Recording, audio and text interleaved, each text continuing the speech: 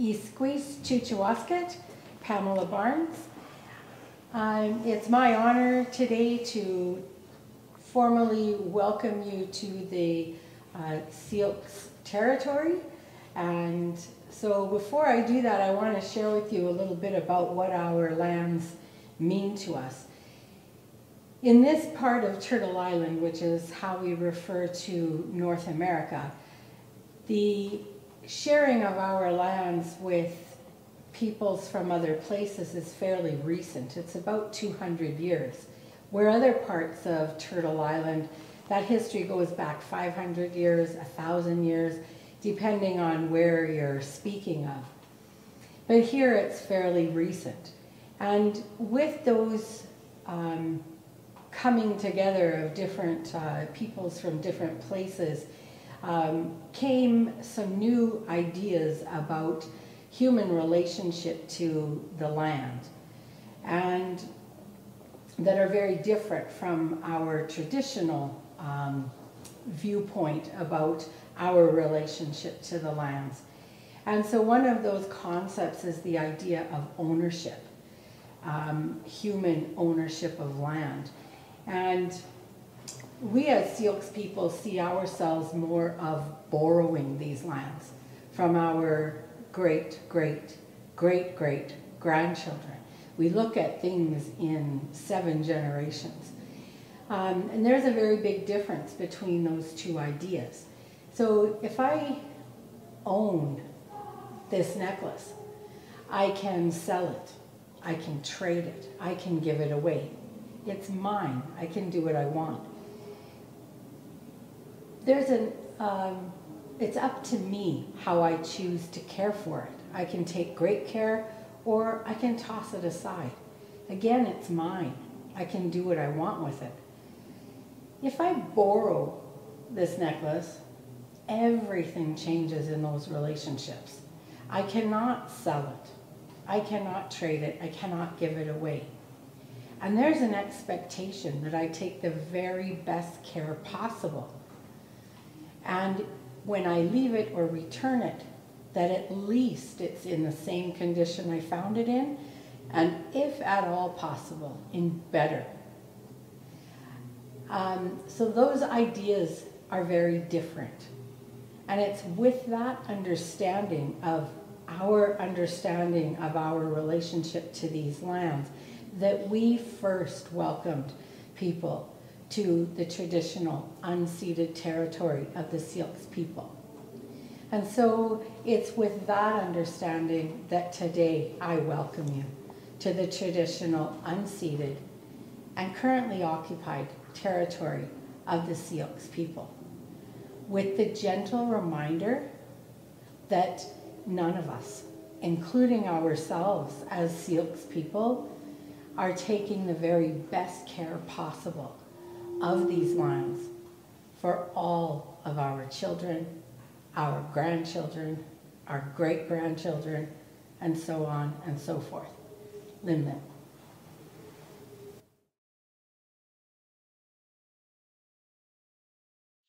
We're gathered together to celebrate the gallery's permanent collection by listening to some of the people who have contributed to it in many ways. This panel discussion will explore our current permanent collection exhibition titled A Year From Now. And it'll be moderated by our guest curator, Wanda Lock. Very happy to have her here. As both an artist and a curator, Wanda bravely took on the task of tackling our collection of over 900 pieces to create the fabulous exhibition that you may have seen, which is currently on display in our TB gallery. Wanda began her artistic career and her artistic training, at the Okanagan University College in Kelowna, later attending Emily Carr College of Art and Design in Vancouver.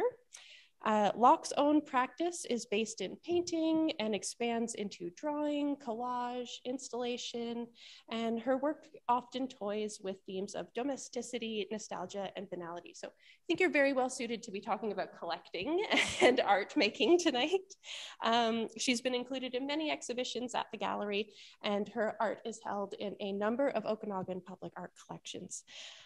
So welcome, Wanda. I will hand it over to you and I'll let you introduce our lovely speakers here with us tonight. Thank you, Victoria. And thank you everyone for coming out this evening. It is so wonderful to see people in an audience. So yes, thank you for all coming. So to get started, I am going to introduce our panel. And sitting next to me on this big, beautiful screen is Landon Mackenzie. Hi, Landon. Landon Mackenzie was born in Boston, Massachusetts, and grew up in Toronto, Ontario.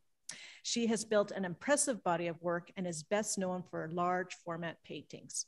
She holds a BFA from the Nova Scotia College of Art and Design in Halifax and an MFA from Concordia University in Montreal. She has taught at Emily Carr University between 1986 and 2020, becoming the university's first full professor in 2008. In 2015, the Kelowna Art Gallery organized a survey of Mackenzie's work, Parallel Journey Works on Paper. So thank you, Landon, for joining us. Glad to be here. Excellent. And next to me is Mary Smith McCulloch. Mary Smith McCulloch was born in a coastal village in Scotland. And Mary, I'm not going to pronounce the name of the small village. So we'll just pass that, okay? She attended Glasgow School of Art and continued her education at Jordan Hill College of Education. In 1973, she began teaching at Okanagan University College, which was then Okanagan College, correct? Back then, where she set up the printmaking program. She's now a professor emerita at UBC Okanagan. She has had 3 solo exhibitions at the gallery and has been included in many group exhibitions over the years. McCulloch has exhibited widely in Canada and the UK and internationally at many printmaking exhibitions. Her work belongs in various public collections nationally and internationally. Welcome, Mary. Thank you. And at the very end, and you're kind of blurry because I have my reading glasses on, so I see a vision of Briar at the very end down there. Yes. Okay.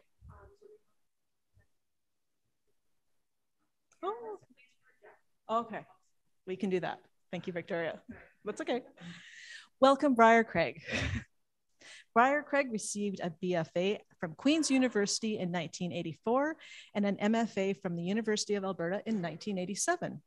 He is currently a professor in the Department of Creative and Critical Studies at UBC Okanagan. In 2002, Craig had a solo exhibition at the gallery titled Emerta. I've been practicing that word all day. I was just waiting for Emerta. He has participated in numerous group exhibitions and his prints have been exhibited nationally and internationally. In 2009, Craig initiated the Okanagan Print Triennial in conjunction with the Vernon Public Art Gallery and the Kelowna Art Gallery. Welcome, Briar. Thank you. So I sent questions earlier this week to the 3 panelists. So everyone has an idea of what we're going to discuss this evening. So there are 4 questions that we're going to discuss and sort of get some insight and some thoughts from the panelists. And we're going to give each question maybe 5 minutes, if that sounds good. And we'll go through. Does that sound great? So I'm going to do question A and B together. And Landon too, yes. Yes. Yes, Landon was my very first one. So we're going to ask a question. And Landon, let's start with you. Does that sound good? Yep. Okay, so question number 1A is, please take a moment to talk about the work or works, because some of us have more than one work in this collection show, that you have in this exhibition. And then if you could continue on with your thoughts about having your work in a public collection and any thoughts you would like to add to the discussion would be great. So Landon, I'm going to turn it over to you. Okay, well, I'll just make sure that you can hear the sound levels okay. Is everything good? Just give me a shout back, yeah? It's really great to join you. I know I'm in Vancouver. I was supposed to be there, but the world is conspiring against some of us and it's not going to happen today. So I just love this modern technology where I could be anywhere. I'm actually dropping in from Vancouver, but I hold a very special place in my heart at Kelowna Art Gallery. They've been very good to me. The curator before, Liz Wiley, has known my work since we both were graduate students in Montreal. She was in art history and I was in studio. And over the years, different works have been included. And the one that in particular has been included is the one that is now in the collection. And it's one of the 21 paintings that I did to remap Canada. It's kind of a conceptual remapping, and it's from the third part of the trilogy called Hubart's Hope. And I've been very lucky because most of the trilogy are in different public collections across the country, which is kind of fitting because it was an idea about rethinking how we had structured the country through mapping as a kind of trickster way of basically stealing everything. I'll say just before I start too that I'm lucky to be joining you from the Coast Salish territory down here. But I feel that particular painting really belonged there, and I'm super happy that it's there. And Wanda, thanks for including it in this particular exhibition. Thank you, Landon. That's great. Mary Smith McCulloch, would you like to continue? This is on, is it? I think so, yes. Okay, good. I have to remember to project. Carmi, the print that's in the exhibition, is a work that I actually did in 1976, which is quite a long time ago. And it was actually created as a result of taking students on a field trip. In the 70s at Okanagan College, we used to take the students on field trips to various locations around BC, mostly in the interior. And sometimes we had overnight stays, so they were quite rambunctious occasions.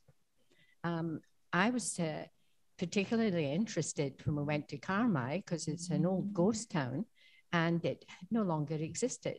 And for me, that was so interesting because I was always interested, and still am, on settlements of land and man's intersection and interaction with the land. So I was particularly glad to be in Carmi. And I was walking through the woods near Carmi with a group of students when I suddenly saw this old dilapidated bridge. And it was late afternoon and the sunlight was just flickering through the trees. And it looked like to me that the bridge was held up by the trees. And I was really struck by it. And I was reminded of the groups of works that I had been working on prior to coming to Canada, which were based on canals and canal locks. I grew up in the village of Ardrishig, a coastal village in Scotland. It's at the top of the Mull of Kintyre, and the Mull of Kintyre was made famous by a Beatles song, which you might remember, Mull of Kintyre. Now, a canal was built across the peninsula at the top of it in my village, and it was called the Crinan Canal. It's not very famous, but as a child, I used to love to explore around the canal, and I used to think what a wonderful big sculpture it was, carved right through the land and these huge big lock gates. When I moved to Glasgow, I deliberately sought out a canal, and it's the Forth and Clyde Canal, which is relatively famous in Scotland. It was an industrial canal that brought goods from Glasgow to Edinburgh. So as a student, I used to walk along this disused canal, not very safe, but a girl from Madrid didn't worry about that. And I did lots of drawings and did a number of works based on that particular series. So when I saw Carmi, this bridge in Carmi, it really reminded me of that and propelled me to look for more communications and ways of communicating in the Okanagan. And of course, I discovered the Kettle Valley and did a number of works associated with that, these beautiful big trestles, which took the railway right across. So Carmi was really quite pivotal. So when Wanda had selected it, I was really quite thrilled. I actually ended up using raw amber ink to print this particular work because I wanted to create a sense of the past and antiquity. The second part of the question was, do you like having your works in public collections? Well, of course I do. And I'm very pleased to have a work in this particular work, and that Wanda chose it for this particular exhibition. Thank you. Thank you, Mary. And Briar, you have 3 pieces in this exhibition in 2 different sections. So, and one piece that has been in the collection for a while, and then 2 brand new pieces as well too. Right. So I'm wondering if you can sort of touch a little bit, just sort of give us some insight, especially the new work that we may not have. Yeah, perfect, but, because yes. I don't remember the old work or the making of it. No, I'm just kidding.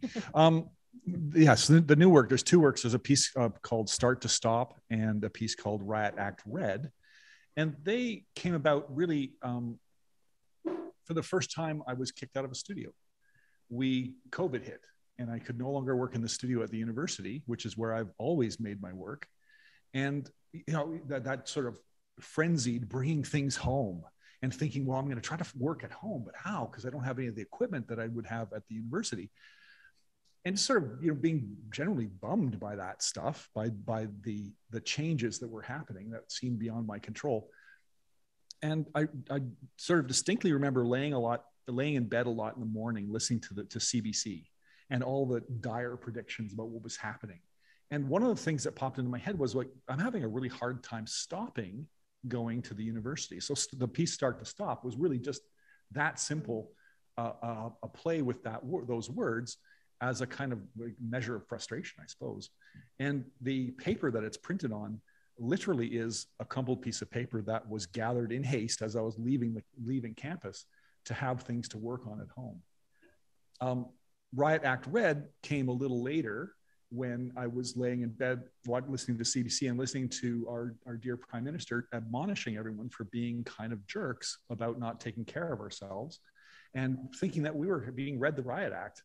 And I like to play with words, so just changing the direction from reading the Riot Act to Riot Act Red sort of changed the meaning a little bit, but also obscured maybe where it came from for me. It's the same piece of paper, literally just transformed with those words instead. And it's for the first time, I think, because I was at home and not having the printmaking facilities that I would normally have, they're largely digitally constructed. Normally, I would have a piece of paper with scribbles on it and things like that, scan it, then maybe add some more things and then scan that and so on. But these really were a whole pile of disparate parts being brought together digitally in a way that I'd never done before. And I hope in a way that seems convincing that those things are actually part of that same piece of paper.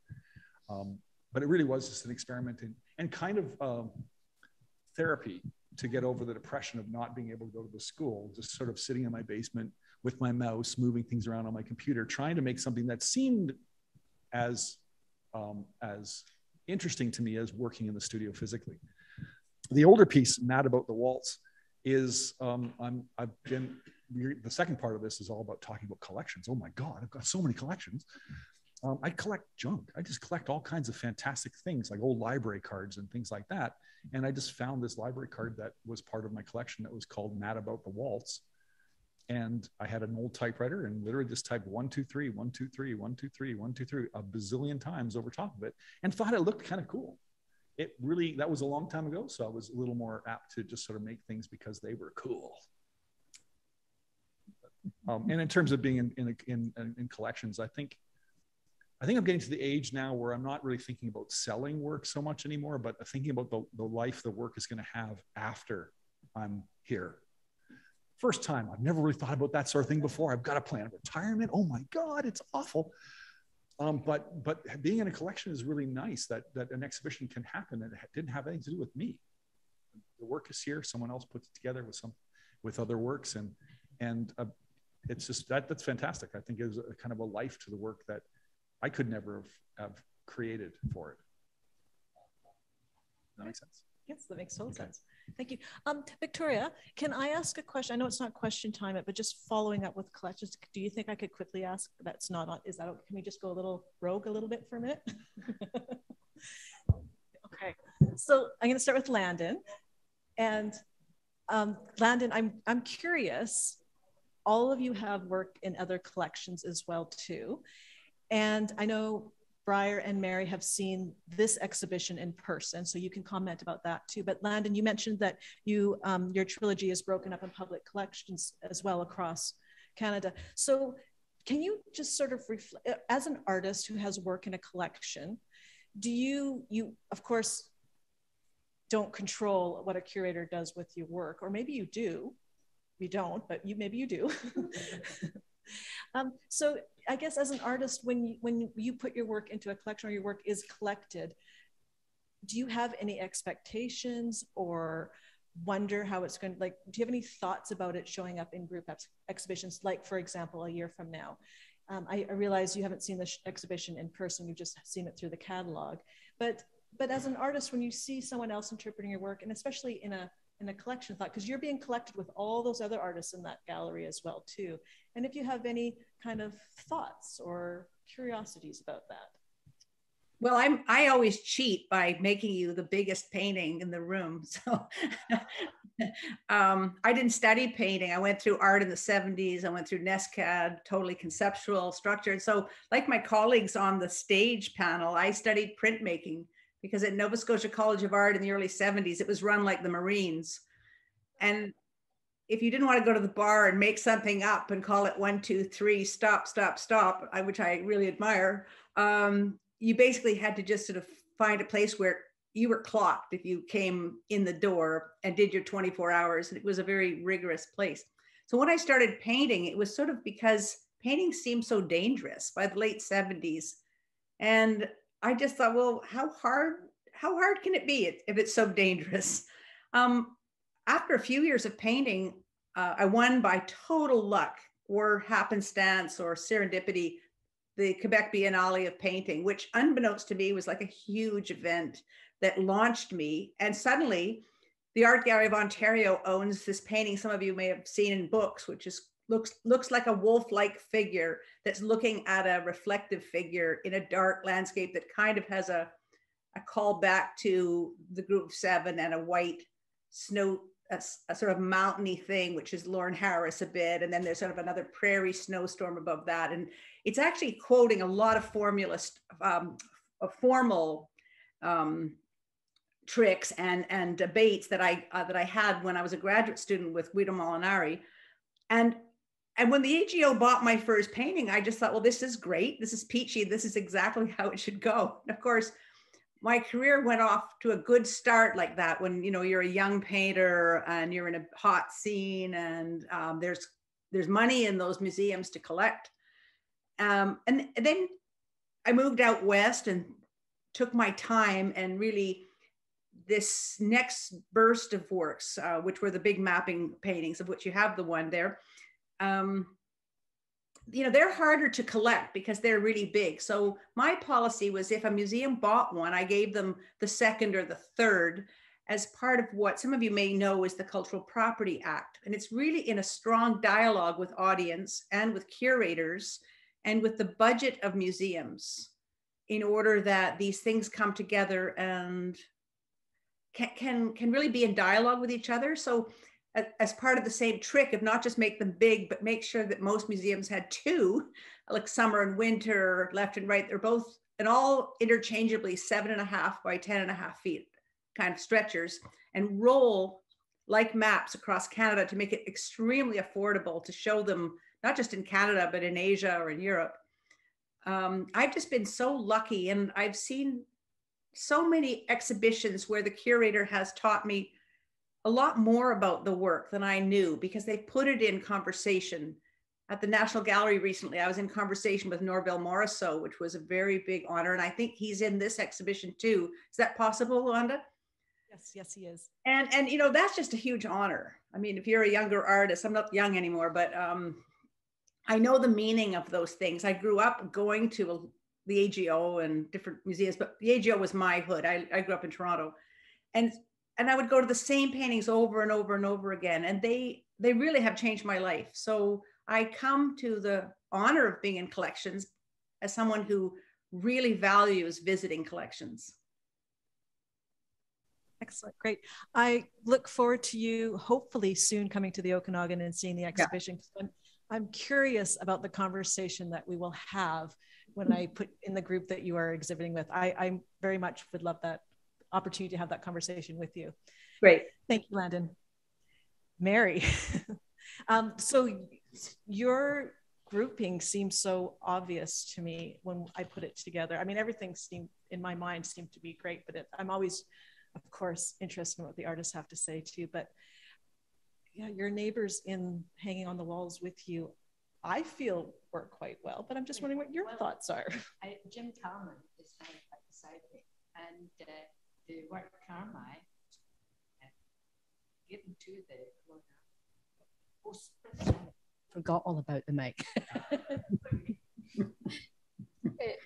the Carmi is hanging beside Jim Calman's work, and quite a number of years ago there was an exhibition from the permanent collection, because bear in mind Carmi has been a long time in the collection, and so he put together an exhibition, and I think it was called Stepping Stones, and Jim called me to say that Carmi was in the collection, and I said, you can't put that up. And he said, well, why not? It's in the collection. And I thought about it, and I thought, but I did that with students at Okanagan College. I didn't know it was going to be given to the permanent collection. And he just says, well, I think that's full of nonsense. It's going up. So that was it. And I was delighted that he did. And it made me think about the work. Up until that point, I actually hadn't.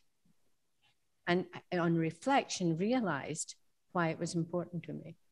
There is also a copy, or not a copy, sorry, an original print in the Penticton Art Gallery collection of Carmi, which was also donated. And in both those occasions, I had nothing to do with it.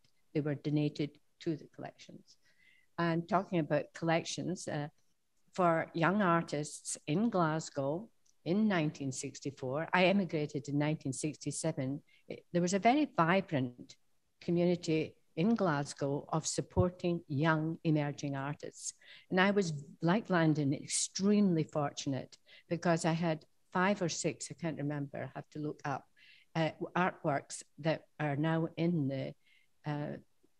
the gallery in Glasgow Museums and Galleries. And so I was very, very fortunate as well. So I had a wonderful start in Scotland, but then I emigrated to Canada in 1967 to the prairies, which completely upended me. So I had to really start all over again. Great, thanks, Mary. And Briar, so when you go into Love is Blind, which is the first grouping you stumble upon when you enter the gallery, we have Landon on one wall, and then we have Briar's piece, Mad About the Waltz, on the other. And to me, I thought they work beautifully together. The scale was one reason. We have Landon's large paintings and your smaller piece. And I'm wondering what you think about that, Briar.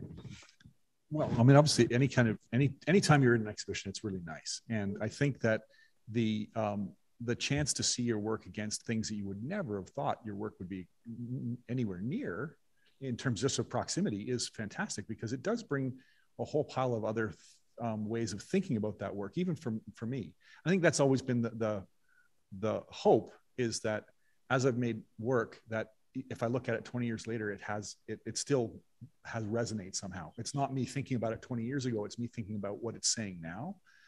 And I think that opportunity to see your work next to anybody else's work in a new context is a chance for that rethinking of what maybe it's saying. I have to say that I find that particular work, when I saw it next in the exhibition, it felt a little bit sad somehow, and that's not a bad thing. It conveyed a kind of weird sadness that 1, 2, 3, 1, 2, 3 felt about loss somehow, and maybe it was partly the scale of it being so tiny next to such a large piece.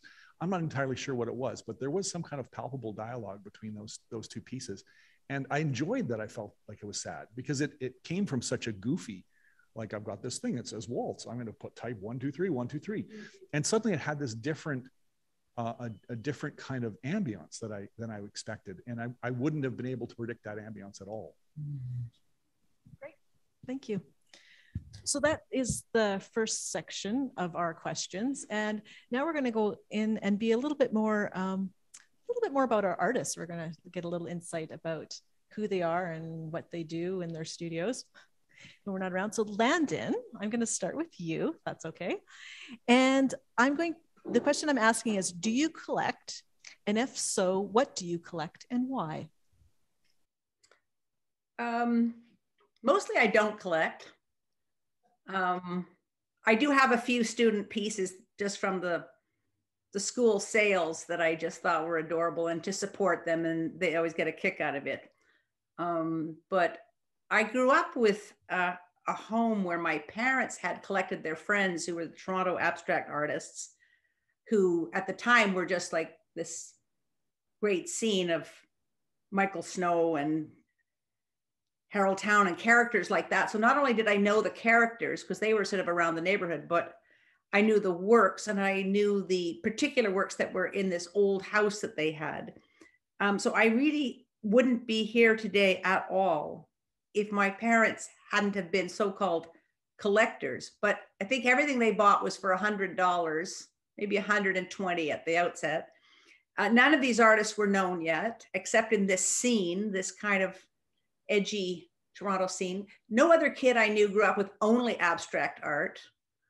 I mean, people at least in other homes had a picture. My mother reserved all the pictures for her children's pictures. All four of us had. There was a kind of a clothesline in the back of the kitchen, and she would pin absolutely everything that we made up. And they just got layered and layered and layered with the report cards and the dentist bills and other things like that. I find in a home environment, it's really hard to be around more art. I mean, I'm in the studio all the time and I need to kind of keep that sort of brain for this rummaging around color and thought. But I really love going to other artists' houses. I've got friends who have done a lot of trading over the years and they put that work up and they love it. And they somehow have clean, tidy houses with large walls, and they have a lot of art. But I do have a cute story that when I was the door girl at the opening of the Edward Mervish Gallery on Markham Street in the late 60s, and I was just a child, so I was put on door duty to collect people's coats. I filled up quite a few of the raffle tickets, and I won the David Hockney print that was donated by Jack Pollock Gallery, who represented my grandmother, actually. So I knew Jack, but it was kind of unusual that the 11-year-old or the 10-year-old won the Hockney. And I still have that print. And when I was an art student, I bought a very, very racy lithograph by Michael Snow, which some of you may know, is kind of what I would rebrand the copulating walking woman, until I realized it was kind of too racy to put up anywhere that I lived.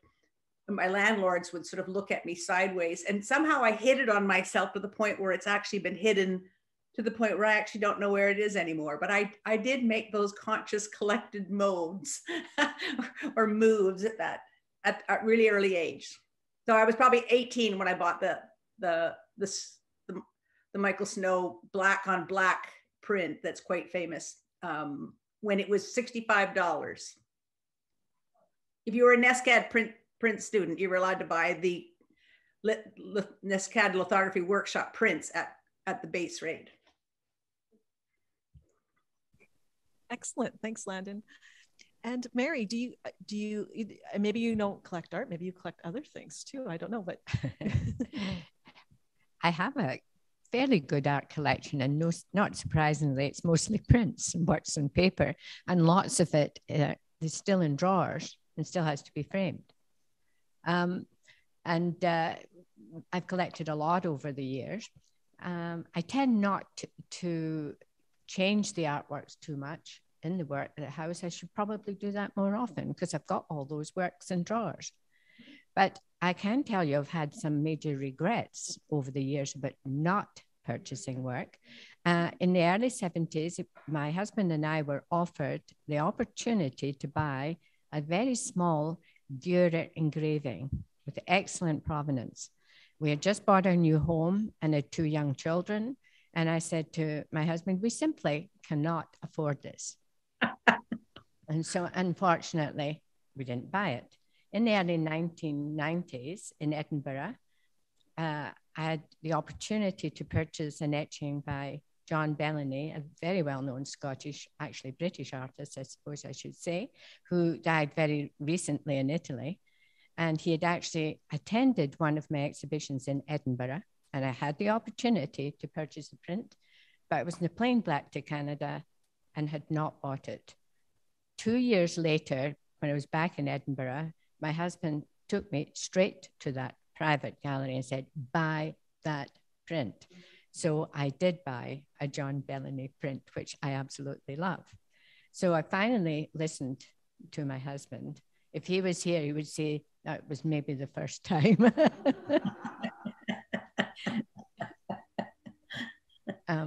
Forgotten the rest of the question. No, that's perfect. Thank you. And Briar. What don't I collect? I'm glad my partner's not here because she would definitely say we bought a very large house with a huge basement, and that's no man's land for her. She doesn't go down the stairs because it's just where I keep my junk. I collect virtually anything that you can imagine that has text on it. Old playing cards and old letters and postcards, whatever, it doesn't really matter. But mostly, I think my collections are signage. My house is full of signs, old Coke signs and door pushes that have, drink Pepsi-Cola on them, things like that. I just love things with text on them. And enameled signs just appeal to me. And I think ultimately, I think I'm trying to convey some of those qualities in the prints that I make, I think. But that's what I want to look at. I don't want to go home and I definitely don't want to go home and look at my work on the wall. That would drive me crazy because I can't stop looking at it and thinking, oh, that looks sad, or I would have done this differently if I'd had that to do now. And I think it would literally push me over the edge. So, and as a result, I don't think I tend to have a lot of other people's work. I collect work. We trade. And that's one wonderful thing about being a printmaker is you make multiples, and that trading is quite an easy thing to do. So I have lots of work, but it's all in drawers, like Mary. And when I ever pull it out and think, well, I'm going to put that in a frame and hang it on the wall, then I think, oh, I'm going to get sick of it. That'll drive me crazy. I won't. But this Coke sign, I won't get sick of that. I have an old subway sign from Toronto, like the roll signs that have all the subway stops. I have that cascading down a wall in the house, and it just appeals to me. One of my favorite documentaries of all time is a documentary about Helvetica. 2 hours of just looking at words. So the subway roll sign is just a never-ending, carnival somehow for me. All the eroded surfaces from these old antique things, cracked paint and things that you can look at really closely and get kind of excited about the tactility of it. That's the kind of stuff I want to look at in the house. I'm not sure my partner loves that, but she doesn't really have a choice because she doesn't know how to hammer a nail. So it's fantastic. That's not true. She knows how to hammer a nail, but I'm just taller than her, so I can hang things higher. But yeah, literally, I think in terms of collecting, I collect things that I just find inspiring, and they tend to be ephemera, pieces of paper. I have tons of old Post-it notes. For a while, we had former students would send me envelopes, huge envelopes full of Post-it notes they just found on the street. And they often make their way into the work, and sometimes they just provide me with play of these funny words. And it's the group of them that's interesting. When you've got 100 Post-it notes spread out on, it's the way they talk to each other that's kind of fun, and that sparks those word games in my head. So I need lots of stuff around to keep me entertained and keep my mind moving forward, I think, and looking for those wonderful accidents. And maybe that's the thing about signage, is that they always they erode in interesting ways. They get nice weathering marks in it. It's nothing to do with me. It's something that exists. And when I find something on the ground, it can be beautiful, but it's not something I had to make. It's something that I get to find and get to recognize as worthwhile, maybe trying to make into a print, if that makes sense. That's great. Thank you. So the last question we're going to talk about has to do with favorite collections. And when I wrote this question, I was going back for myself back between 1989 to 1992, and the Museum of Anthropology at UBCO on Sunday afternoons. And I don't know if they did this all the time. It was just, I just happened to go on Sunday afternoons. And I don't know if you can still do this or not, but in the little alcoves where all the drawers were of various artifacts, you could spend all day opening up drawers and looking. And so it was this idea of collections, and the collections could be of anything depending on what part of the museum you happen to be in. I don't know, can you still do that? Can you still just go and open drawers and, Yep. and look at things? Yep. It's being renovated right now for earthquake proofing, and the drawers aren't the quaint old ones that they were. They're very fancy Italian drawers now, but it's still there. Yeah, so that's one of my favorite collections, and just looking at things that people collect. So my question to the three panelists is, do you have a favorite collection, a favorite museum or art gallery, or maybe it's something, more obscure and unusual? Like I'm thinking about the Gopher Museum in Alberta, maybe that's one of your favorite collections. So it doesn't have to be art, it could be anything, but a collection of anything. And I know all three of you have traveled and have seen the world and have gone through many, many collections and different types of collections. So I wonder, Landon, if you could sort of tell us a few of your favorites. Well, I mean, certainly every trip I ever took, I structured around what collection was in that city. I didn't have what we call a beach holiday in Mexico till I was in my 60s. I just felt I couldn't do that type of time thing. I was 50 before I got to the Prado in Madrid, and I've been 3 times since. But, I've been through the collections in Glasgow or Edinburgh or London or Paris or New York, the ones that you have to do. If you think of yourself as a fairly serious, hard-nosed painter that didn't study painting in the conventional sense, like I had both my degrees before I picked up a paintbrush, really. You have to make a lot of work and experiments, and then you really need to look very carefully at the history of art that you're quoting. And there's nothing like looking at real paintings around the world by the real people that made them. My mother dragged me to the Museum of Modern Art on the Greyhound bus from Toronto the night that I told her I was quitting high school and going to NESCAD to go to art school. And she sort of fought me till the last minute, and then she borrowed $100 from her brother, and we were on the bus that night. And she dragged me to the Frick and to the Museum of Modern Art, which was the tiny little Museum of Modern Art with the little round staircase. And at the top of that, was the little tiny Salvador Dali clock smelting on the beach. And you can't believe it's so tiny and so perfect because it was in a book. And then in the next room, there's the huge Matisse, and it's so large and so messy. But my other love of collections is I've done a lot of work in original map archives. And because my work has dealt with mapping and the study of mapping at a pretty high level, I've been allowed into some very rare collections. And a favorite memory is going to the Scott Polar Research Map Room in Cambridge, where they lock you in at 9 in the morning with your pencil and your notebook. They lock you out at lunch. They lock you back in after lunch, and then they lock you out at 4. And there's nothing else you can do except be completely in this space where people drew these fictitious drawings that told the world and governments and kings and emperors and military captains like what they wanted to know about what was going on in the so-called New World, because I was really looking extensively at the maps of Canada as they emerge from 1600. And it is absolutely fascinating. And I really treasure that I've had, not just in that archive, but in many archives, the chance to look at the original drawings. And it takes a little bit of time for the chief archivist to sort of figure out, right, you're an artist. And then I'd, flash some book I was in, or I'd say I was a professor at the art school, or I had a little Canada Council money or something. And by the day 3, they usually just opened the doors and they'd say, no, right, you don't need to just have this one folio. We'll bring up the whole folio for you. And then they would realize that they have stuff they don't even know they have. so special. Anyway, that's my real obsession, is mapping collections. Great, thank you. And Mary, what are some of your favorite collections? Sorry, everybody. One that came to mind immediately is the Turner collection in the Old Tate in London. I've gone there frequently. I really enjoy it. But I thought about this and I thought my favorite collections have been actually exhibits that curators have put together with works from all different parts. They choose an artist or a group of artists and put an exhibition together of that work.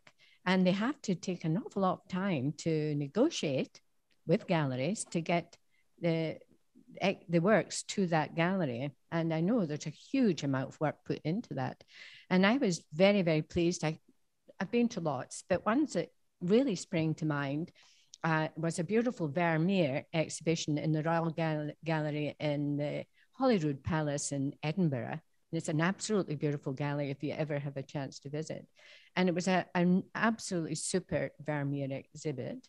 Another one that comes to mind is a Mondrian exhibition in the Guggenheim in New York, which my sister flew from Scotland to New York and we toured it together. Then another one that comes to mind with my sister, who was then visiting in Canada from Scotland, was an Andy Warhol exhibition in Vancouver. And then several years later, the same exhibition in Edinburgh, quite different because it was in a very different setting. And I put on my Andy Warhol watch because I bought the tomato soup one in Vancouver and I bought this one in Edinburgh. My sister bought the same watches and we have these wonderful collections of watches and other paraphernalia from, I absolutely love going to the stores with the galleries. I'm addicted to it. And sometimes it's the first place I go. So I have to say, I have really enjoyed these exhibits when art or artists brought together. But you did ask about an unusual experience, and I did have a very unusual experience with a Dali painting. In 1951, Dali painted not one of his most, in my opinion, interesting paintings, but it was of the Christ of St. John at the Cross. And it was purchased in 1952. Mr. Honeyman, who was the director of the Glasgow Museums and Art Galleries, decided to purchase the work from Dali. And in 1952, he purchased it for the permanent collection in Glasgow. There was a huge uproar, because it cost something like £8,000. And the Glasgow City Council was taken to task supporting this when it was not long after the Second World War. Also, what was interesting was that a whole group of art students from Glasgow School of Art petitioned the City Council and said, look, you should be providing money for emerging Scottish artists. And they did pay attention to that a decade later, but not then. But in 1952, I was just a young girl, actually very young, and my father took the entire family to view this great new Salvador Dali work in the Glasgow Art Gallery. Well, it was a huge event because it was very, very dark, and you walked in and you had to be very reverent about everything because it was this big foreshortened crucifixion of Christ. And I remember the day very well, but I remember being more impressed by the event than the painting. Fast forward to 1961, when I'm now an art student in Glasgow, and the Dali painting was attacked by a spectator who went to see the work and attacked it and created a great big three-corner tear at the bottom right-hand corner of the painting and pulled it down. Immediately, Glasgow police descended on Glasgow School of Art, and we were all hauled out for our studios and fingerprinted. We thought this was great because we didn't particularly like the Dali painting. And well, needless to say, then we kind of slightly panicked, thinking, oh gosh, I hope it wasn't one of us. And fortunately, the perpetrator was found a few days later. But it was a very interesting experience for me with this Dali painting, which to this day, I actually believe last week, Prince Charles and Camilla went to the Glasgow Museums and viewed the Dali painting once again. So it was quite an interesting dialogue. But one of the things I think for me too is thinking about permanent collections is circling back to Kelowna and to the Kelowna Art Gallery. It was really wonderful to see the Group of Seven exhibit, for example, last year. And also I was reminded of a previous exhibit when Carol McCarty, a very good friend, art historian and former colleague, gave a talk actually at the gallery, and it was part of the exhibit, Seeing Through Her Eyes. And I was really surprised to find out how many older works by early pioneer women were in the collection, and they'd never been shown before. And Carolyn's talk was utterly fascinating. And that was something I would never have known about if they hadn't been taken out from the permanent collection and pulled together. And I would like to thank, though, you personally, Wanda, for including my work in this particular exhibit. Briar, do you have some thoughts on some of your favorite collections? Yeah, I have to say that I've been really lucky. I grew up in Toronto, so I had access to the AGO for most of my childhood and early art experiences. So when I was a student at Queen's, obviously my parents lived in Toronto, so I was still able to go back and forth, visit the AGO. And it is nice to have this sense of, oh, there's my old favorites. Oh, I'm visiting my family again somehow. When you walk in and you see some of the pieces, I think really early on, I was really enamored with Klaus Ollenberg's giant hamburger, which I'm not so enamored with now. But at the time, it was this thing. It was this event going to the gallery to see the hamburger. But when my first teaching job was in Minnesota, in a very small town on the western edge of Minnesota, so about 3-4 hours from Minneapolis. But having the Walker Art Center as your closest sort of home gallery, that's a fantastic collection. It's very contemporary, or it seemed by comparison to the AGO to be extremely contemporary. And so I was getting to see things that weren't 50 or 100 years old or even 20 years old, but sometimes much, much more current than that. And because we were a very rural campus, that was once a quarter. So 4 times a year, we would go to Minneapolis and then Chicago. And so the Walker and the Art Institute of Chicago collections became kind of my home collections. And I have a horrifying, but hopefully amusing story about the Art Institute of Chicago's, their print and drawing study room. Because I was associated with the University of Minnesota Morris, who had a long standing tradition of going to these places, I was able to sort of step in and be part of this tradition of going and asking to see works and things like that. But for the most part in those days, you had to go and ask ahead of time through letters, writing actually on paper and putting it in an envelope and with a stamp on it of what you wanted to see. And so they would have it pre-drawn. So when you came in, they would just bring the stuff out that you wanted. But we went enough that there were times when, the appointment that follows yours is canceled. So we have a 2-hour opportunity. You can see whatever you want. And that was terrific.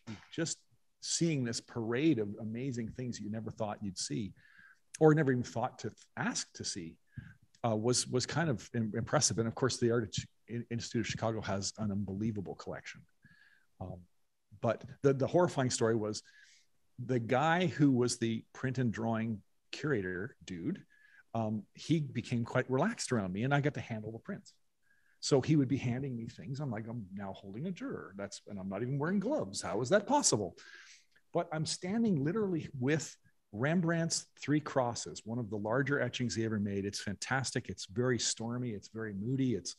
It's one of my all-time favorite things. And I'm looking at this thing and oh my God, I think I'm having a nosebleed. And I never saw somebody turn whiter than that poor curator when he realized that I was in fact dripping blood from my face and trying not to get it on the prints. It was horrifying. And I moved to Kelowna from there. That was my last visit to the gallery. I'm not sure I would actually ever be welcome back there. I think it might be like they have my picture behind the counter somewhere. Don't let this nosebleeder dude in. Almost bled on the Rembrandt. Yeah, that was, but I have to say that collection was pretty amazing, and it was fantastic to have it as the one I got to visit frequently. And quite often we would go and ask to see the same works we'd seen before, just to see them. And then each curator that would bring things out would have different takes on all those works. And it became the stories behind them became much richer than just me seeing them in a book or reading Jansen talking about something. Yeah, that was pretty amazing. Excellent. Thank you very much. So that is the end. That's the end of my questions for the panel. I would like to open it up to our guests, both here and on Zoom land. And I'm going to let Victoria read out the questions, and our panel guests will be able to answer them.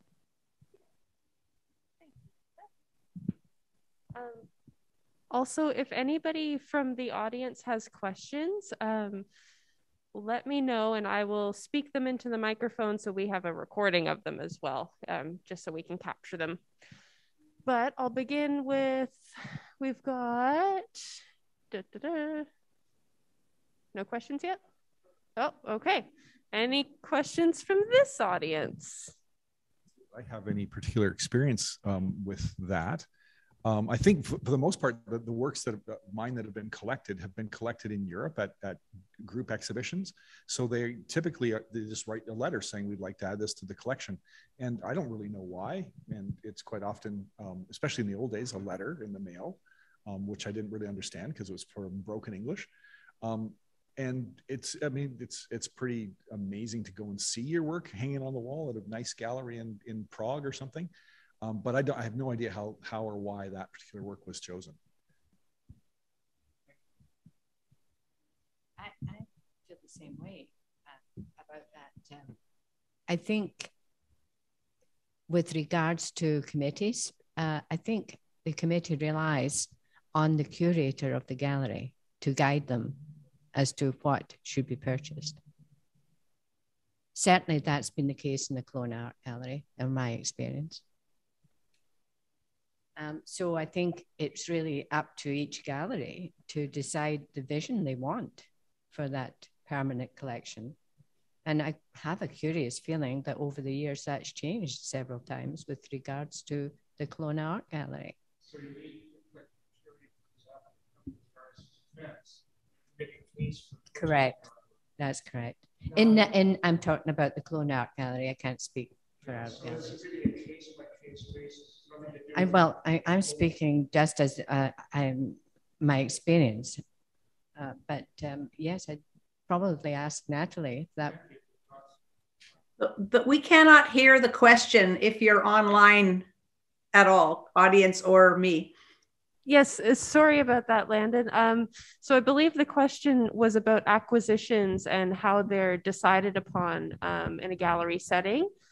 So Mary and Briar were just talking about that and how it does come down quite a bit of the time to suggestions from the curator at the time. And I know there's a lot of decision making involved in that that I'm not necessarily involved in either, but great question though. Still, there's a lot of logistics, I think, when it comes to acquiring pieces, especially for a public gallery like ours. So I do see a question up here from Candace.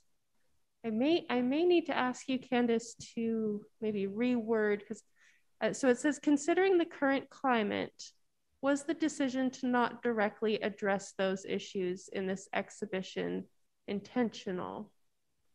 Which issue? Climate issues? Okay. Thank you for the question. So this exhibition started in conversation about 18 months ago. And yes, there has been lots going on in the past 18 months, whether it's, we don't even know where to begin. There is much to discuss and much for the art world to take on and to discuss. This exhibition I was asked to to consider as a guest curator to come and look at the collection. So I took it from a very personal stance of just sort of my rapport with the collection over the years, and with the hopes that my rapport would also reflect your rapport, or at least start a conversation of art and where it fits into your life. So yes, you're correct. There's much to discuss, and that artists are taking on, you know, there's things are brewing and brimming like crazy right now in the art world.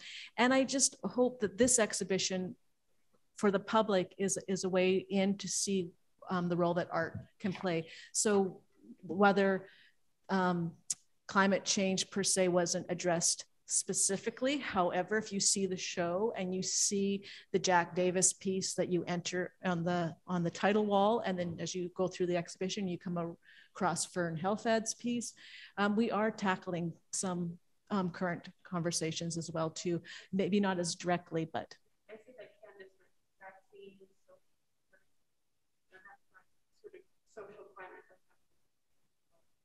Which is correct. And exactly. So this was an exhibition from the permanent collection too. So this is work that has been collected for many, many decades. And, you know, that sort of goes into conversation about acquisitions and collecting current, you know, new work and whatnot as well too. So maybe that could be a future. It's my understanding that acquisitions committees, galleries, curators have mandates for collecting as well too. So usually the artists and art groups can find out that. Anyways, I hope that answers the question. So we have a question here from Jenny Judge, whose work is actually featured in this exhibition. So thanks for joining us, Jenny. She says, I'm curious, Wanda, if you allowed the collection to dictate your choice of the categories in the exhibition, or if you approached the collection with the categories already formed? That's a great question too, Jenny. Thank you. So if you had walked into my studio a year ago, you would have, my whole studio walls were filled like a crime scene. So every image or every object that I enjoyed out of the permanent collection, I photocopied and taped to my studio wall. So there was images all over the walls and everything. So you walk in there, you're just, for weeks, it was overwhelming of what to choose. I think I had 140, 130 images, and Natalie's like, that's too many. So we had to go down. So we ended up getting to 63. But how did I do that? Well, that's an interesting question. So they both kind of happened at the same time. So imagine me sitting in the studio, there's images all over the studio walls, and I'm trying to make sense of it, or sort of get a feel for it, to pull an exhibition together. And that's where I started going to poetry. And so I was reading poetry at the time, but then I liked the whole idea of poetry cliches. And those were sort of, so it was simultaneously, it was at the same time. So I had all these cliche sayings, and there was lots of them. There's more than just the 5 that we decided on in the end, and then starting to make relationships between the two. So yeah, they happened at the same time, I would say. Thank you, Wanda. Okay, any more questions from our live audience? Oh, okay, we've got one more question, and then I think we'll probably wrap things up soon after this one. So as an individual artist, what do you think your work contributes to the, sorry, I'm having trouble reading, to the intention of the show? So as an individual artist, what do you think your work contributes to the intention of the show? So this is a question for our panelists. Landon, would you like to answer that first? Because I haven't had the pleasure of seeing the actual show, maybe I'm not the right person to comment, but I do think it's, I think these curatorial challenges, I know Wanda just faced a couple of these kind of questions where the landscape of the art world is always tricky and complicated, and to curate from what one has, the space is always limited in terms of how the architecture is. And having set up, I know, a show in that room before, when I did my parallel journeys, and Liz and I had to cull decades out of my work, not just a few art objects. She like, no, there's no room for the 80s. the whole decade went, because otherwise we couldn't do any justice to the 70s or the 90s, something like that. So I really, I just know how difficult it is. And the other thing that's so important is the synergy between work. So they aren't just operating in terms of the themes that they are involved with, but they're talking to each other just through the language of the materiality. So how color talks to itself across the room, or how, like with Briar's work, a word might jump out to some of the words that are in my painting, and some of the words in my painting are taken straight out of the Canadian Historic 19th Century Archive and earlier. That might call across then to someone else who's using kind of cartoon imagery, because I'm using quite a bit of cartoon imagery in that one.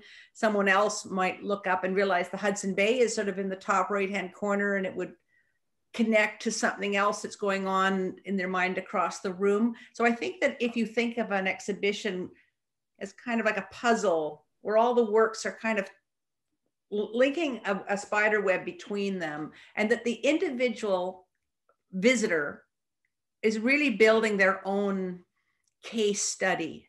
And that's what's so precious about seeing the real works and not just seeing things on the internet, but to allow our bodies to kind of rummage and experience and see the work. So for instance, my kind of work, you have to take it in with your whole body, because if you zero in on a little spot, like the subtitle of Crimson Lake, you might go to the title card, and then you would zoom back out and think, well, what is Crimson Lake? Is it a real place? Is it a color?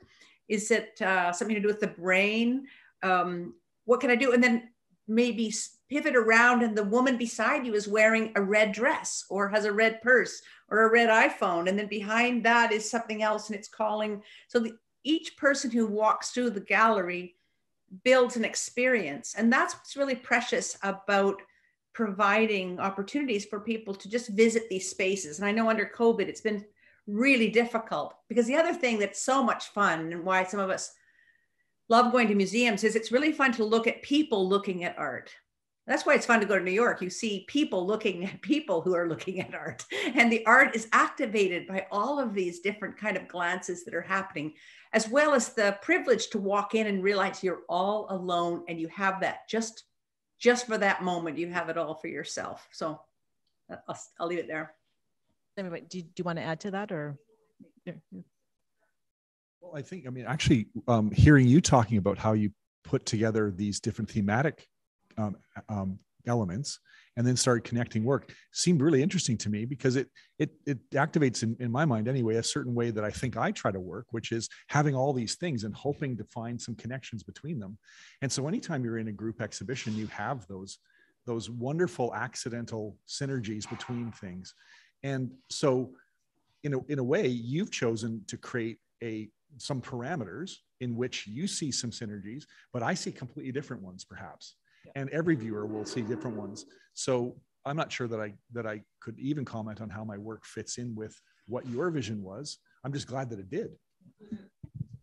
And to also add to that conversation as well, when we talked about just doing this exhibition on the permanent collection, it also fits into a year or two of programming at the Kelowna Art Gallery as well too. So you're also looking at Bombhead was the exhibition before, what's coming after, and just sort of seeing the exhibition schedule for the last 2 years, and what's missing, and what we can add to that as well too, I think was definitely part of the conversation that we had as well. So you're thinking of, the Kelowna Art Gallery as an institution. So what does a 2-year span look like, and what are you covering, as much to the general population? Because some people love some shows and some not so much. So we want to, catch where the Kelowna Art Gallery is a public art gallery that, is for the public. And we try, and I say we like I work, sorry.